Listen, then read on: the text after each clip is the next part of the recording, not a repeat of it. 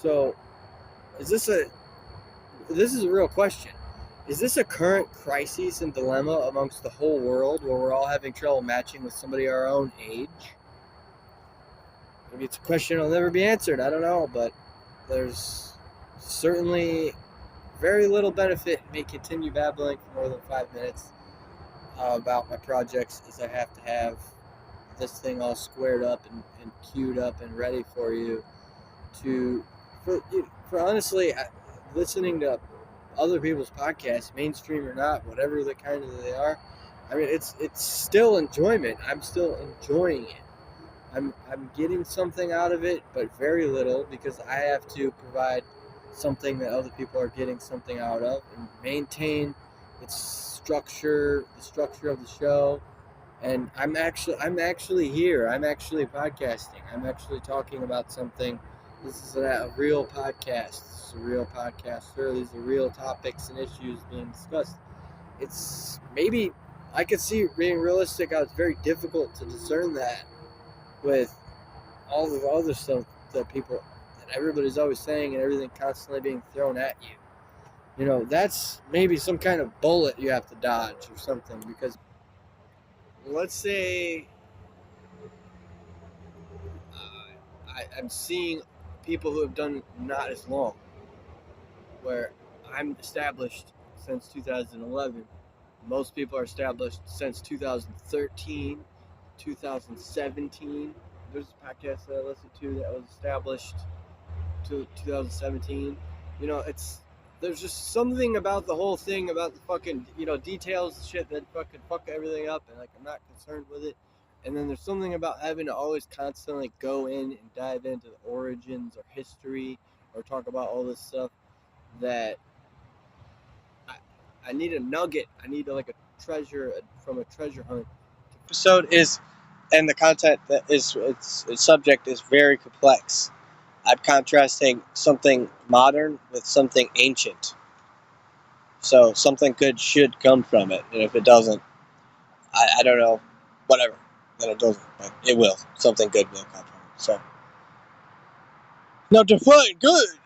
Well, this isn't luckily going to go into too much philosophical connotations. I think what I'll have on this is to be seen. We shall see. But here, looking at the show notes, I don't have any real details on here. I just have, like, I know what song is going to be on it,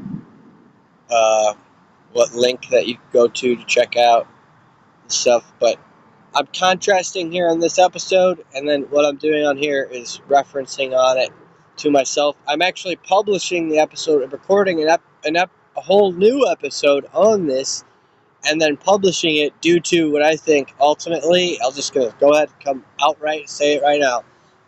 I think that what this episode is a fluke and a glitch in the matrix, and it's an error on how I arrange my topics.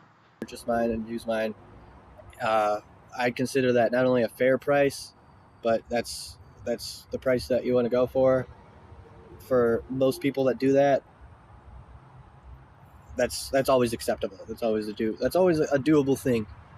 That's always a doable thing. You know, maybe they'd be confronted in some way about this, or need to be confronted about it, but that is the main thing that needs to be acknowledged right there. So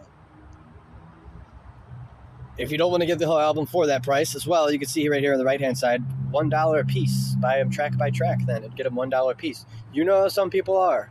I'm just going to throw this idea out there.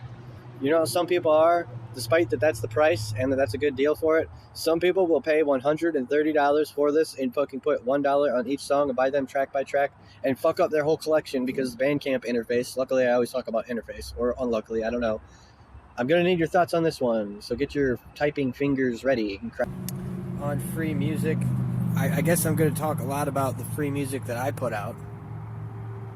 I just got to do a segment on my music. I'm going to have to do go over some of the logical explanations for stuff, some of the stuff that you might logically be thinking, to give yourself a really good fucking idea of what you're in for in this episode. I'm just going to tell you what inspired me to write this down and have to do this subject, mostly having to do with that video that I watched on Pirate Bay and Spotify. And so we'll just get started on it without further ado.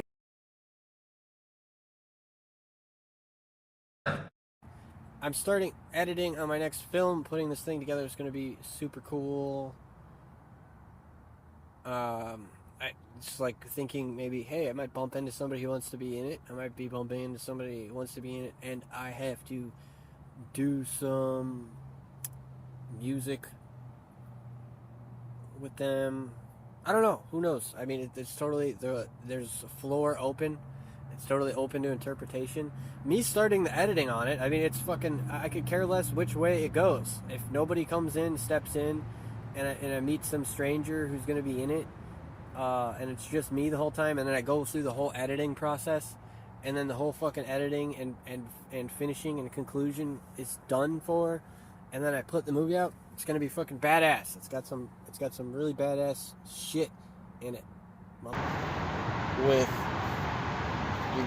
your robots, like your people, your microchips, fucking gears, and all this shit. A lot of reality. Try telling somebody about ascetic practices or anything like that. See where that gets you, or if anybody's ever listening. Obviously, nobody's ever even listening to any of that. So if you've had enough, I can give you a way out right now and just say go be an ascetic. There's ascetic Jews too, just in case you were wondering what kind of ascetic.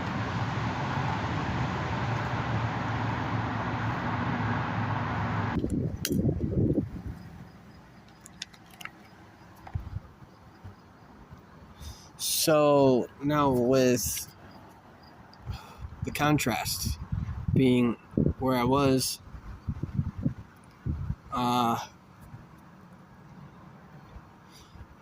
that's an option. You can do that. You can have every idea you want to be put in an episode and then go live your social life or live your regular normal life and then go back home and continue putting all your stuff on there.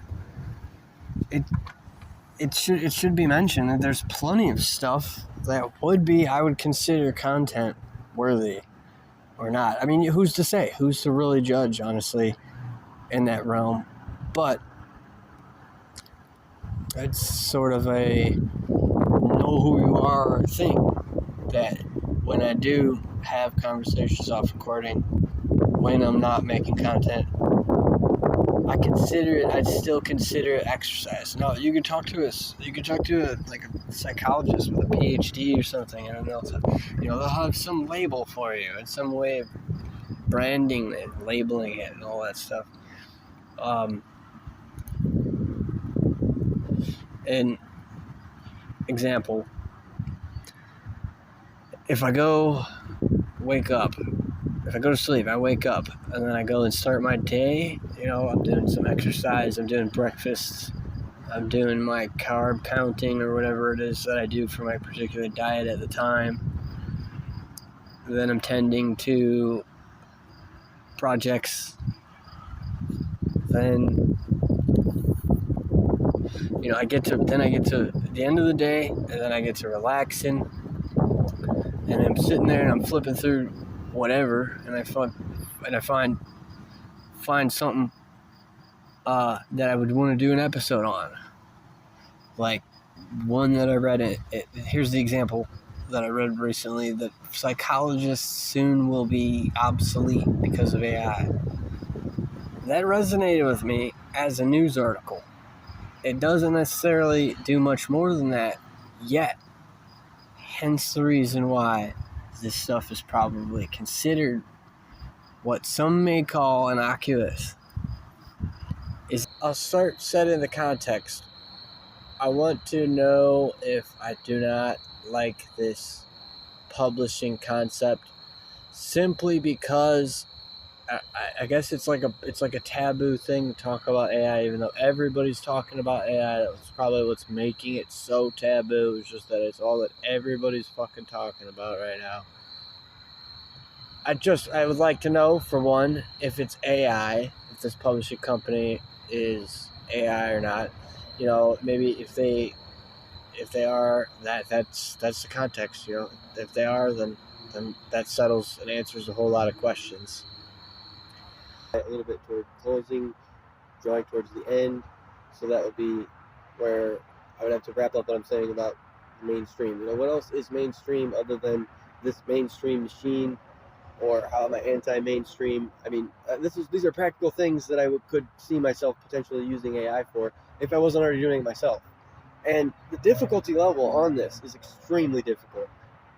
I don't know what it is. It's probably different for everybody. I also think that mine's just going to be like a free trial kind of thing, and it'll just fizzle out, fade out, like whatever's causing me difficulties in writing my own questions for interviewers, for interviewees to interview people, and rewriting my own topics.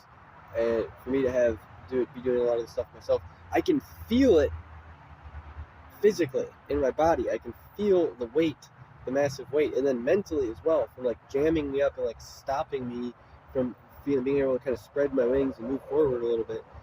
And it's just that it's there kind of thing.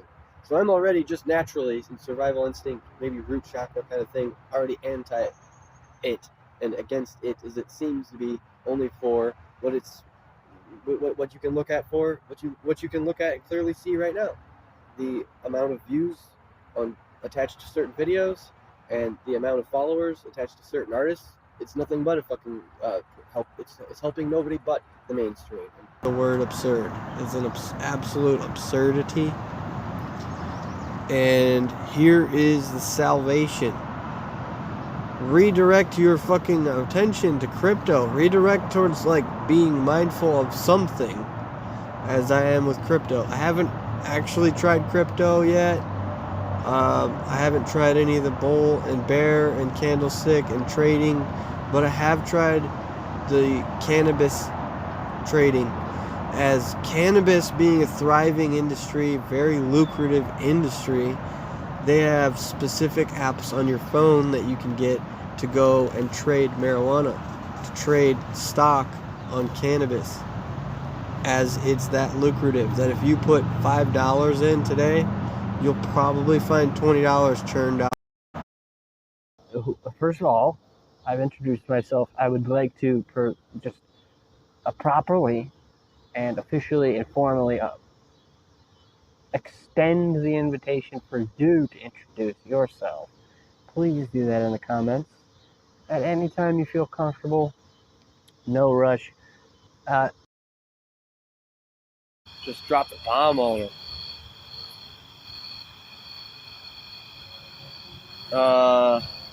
And then everything else and anything else at all takes you away from it. So then you would take the necessary steps after that to reemphasize whatever else that it is. And that's interesting, because then if you look at it as from a philosophical, I'm saying philosophical in the contrast to, I find myself having to do this constantly, instantly contrast, so that there's no misunderstanding or confusion. And if there is, I instantly provided the contrast. I don't need anything else other than, some sort of intellectually stimulating conversation or debate. And no trouble or arguments is what I'm rebuking. And the re-emphasis then would be in, hold on, some background noise. We all love hearing. Get used to the background noise here, but don't get used to the background noise. Get used to me lately mentioning the background noise. Lately I'm mentioning the background noise. Like whatever. Or whatever. I don't know. Like I said, the philosophical standpoint here, in contrast to something. What is the thing I'm contrasting it to? I'm contrasting it to science and space and the studying of space. You could go round and around forever, basically, in both. I just have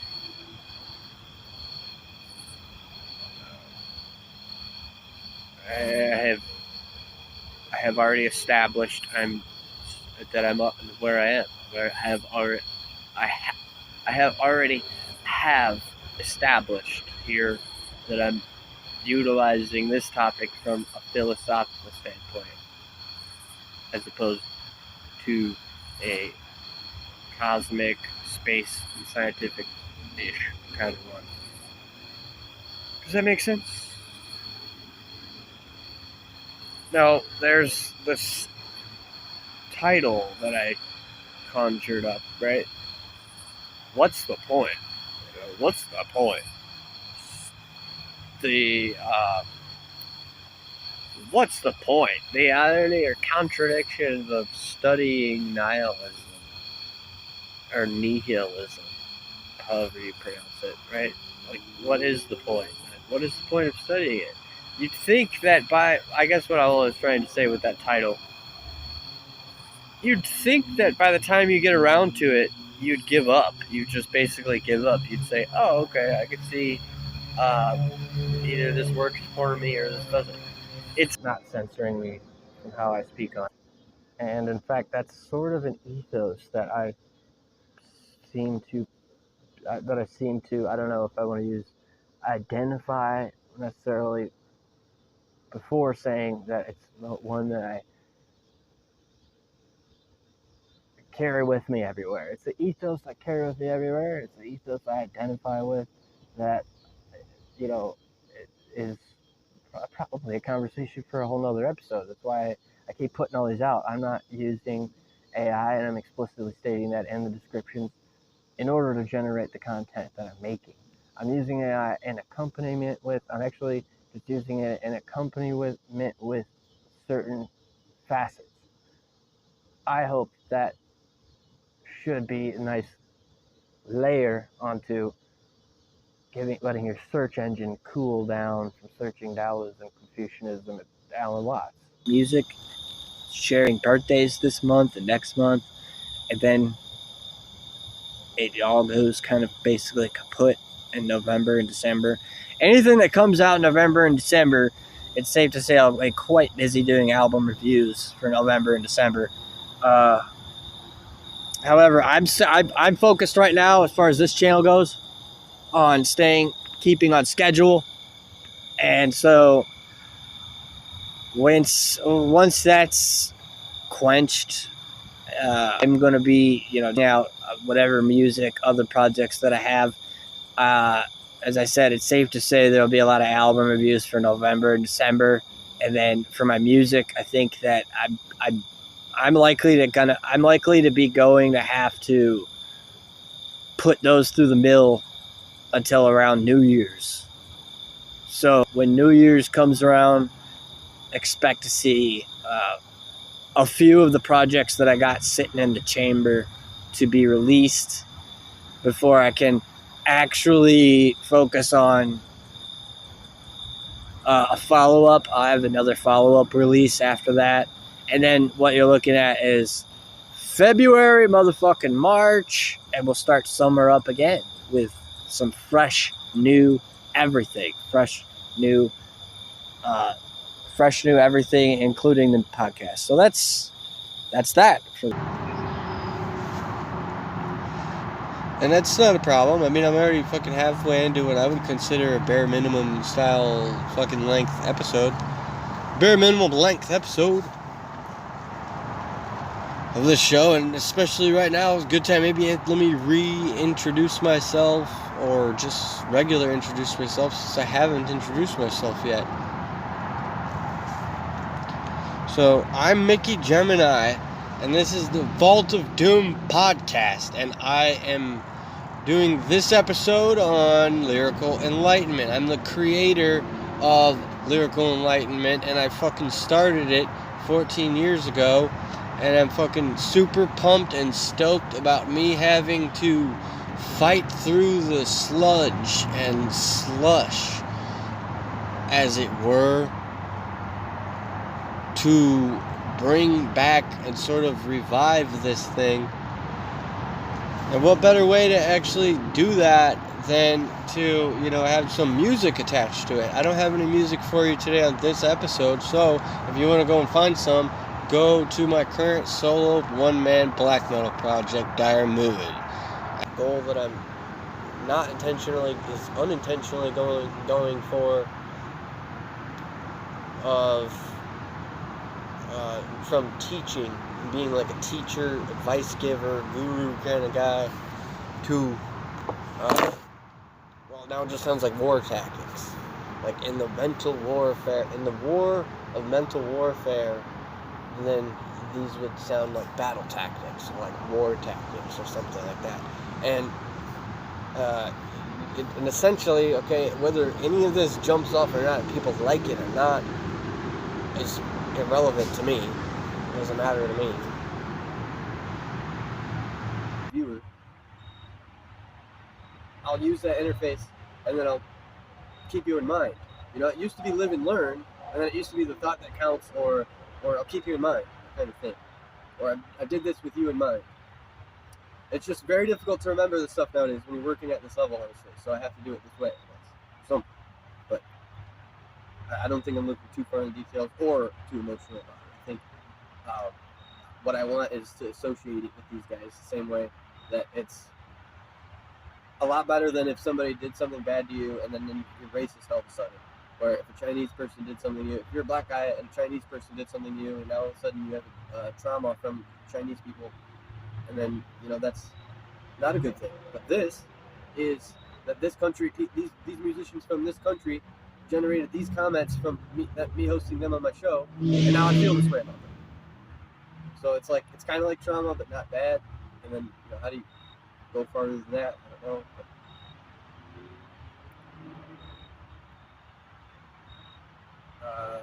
So they're suggesting the format specifically in writing. That's what it was.